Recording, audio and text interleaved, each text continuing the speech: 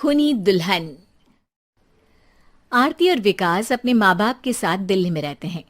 Journalist होने की वजह से विकास को बहुत बार काम के लिए देर रात तक ऑफिस में रहना पड़ता है, जिस पर ज्यादातर आरती जाग कर उसका इंतजार करती रहती है। इसी तरह एक रात आरती विकास का इंतजार करते हुए घर की बालकनी में खड़ी होती है। इनकी जॉब तो जैसे मेरी सौतन बन गई है। मुझसे ज्यादा उसी के साथ टाइम स्पेंड करते हैं और हम यहाँ इंतजार करते हुए मर जाएं। अपने आप से ये सब बोलते हुए आरती की नजर मोहल्ले के कोने वाले घर पर पड़ती है, जिसकी लाइट्स ऑन देखकर वो हैरान रह जाती है। ये इस घर की लाइट्स कैसे ऑन हो सकती हैं? यहाँ तो सालों से कोई नहीं रहता। वो ये सोच ही रही होती है कि तभी उसे घर की खिड़की पर औरत की परछाई के साथ लाल चुन्नी दिखाई देती है, जिसे देख आरती डर से चिल्लाने लगती है। भूत! कोने वाले घर में भूत है! आरती की आवाज सुन उसके घर वालों के साथ मोहल्ले के लोग भी अपनी बालकनी में निकल आते हैं। अरे क्या हुआ? आधी रात में बावरों की तरह क्यों चिल्ला रही है? भूत! वहाँ भूत है! आरती की बात से सब उस घर की तरफ देखने लगते हैं, लेकिन वहाँ कुछ नहीं होता। भाभी जी, लगता है आपने सपना देखा होगा। मैं बालकनी में खड़ी होकर सोऊंगी क्या?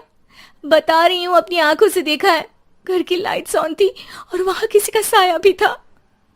अरे तुम अक्सर विकास भैया के इंतजार में देर रात तक जागती हो ना, क्या पता नींद पूरी नहीं होने की वजह से कोई भ्रम हुआ हो। मोहल्ले के सब लोग और आरती के सास ससुर उसे समझा ही रहे होते हैं कि अचानक उसी घर से किसी औरत के गाने की आवाज सुनाई देती है। आजा ओ मेरे प्रियतम आजा।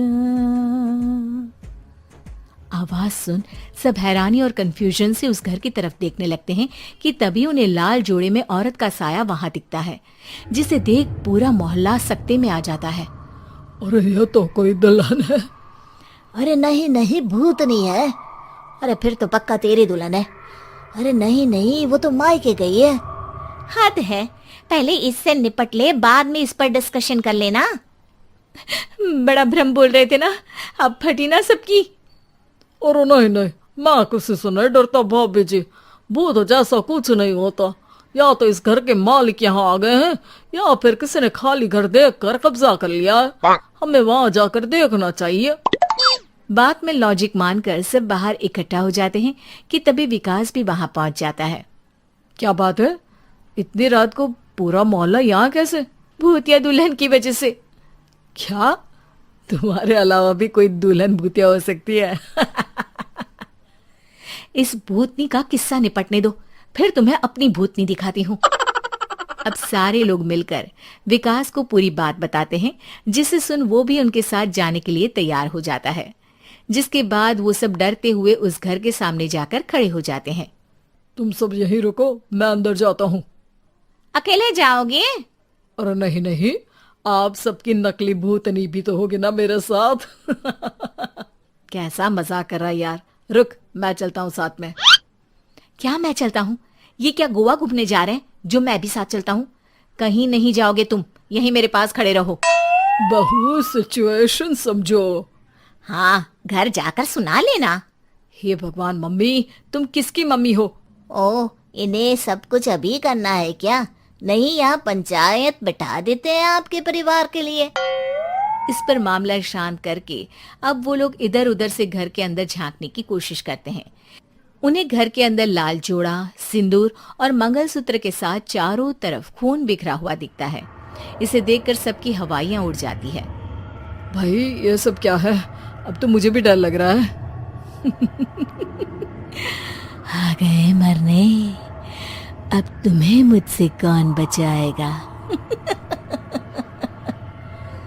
उस नजारे के साथ सोने पर सुहागे की तरफ भूतनी की आवाज सुन वो सब तुरंत वहां से भाग खड़े होते हैं। ये सब क्या था? अब हम क्या करेंगे? हमारे मोहल्ले में भूतनी आ गई जो सबको मारना चाहती है। ओ भाभी जी, मैं फिर बोल रहा हूँ, भूतनी जैसा कुछ नहीं होता।